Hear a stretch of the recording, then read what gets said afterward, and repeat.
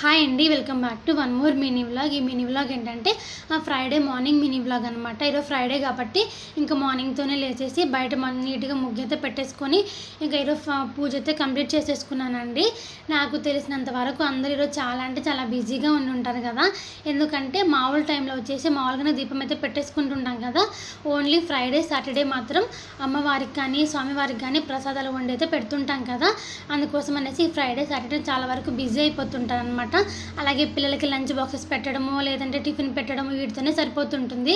ఇంకా అలాగే మార్నింగ్ నేను కూడా లేచేసి పూజ అంతా కంప్లీట్ అయిపోయిన తర్వాత మా వారికి మా పాపకి టిఫిన్ పెట్టించేసి ఇంకా వారు టిఫిన్ తినేసిన తర్వాత ఎక్కడో అక్కడ వెళ్ళిపోయారు అనమాట. మా వారు వచ్చేసి డ్యూటీకి వెళ్ళిపోయారు, పాప వచ్చి స్కూల్కి అయితే వెళ్ళిపోయింది.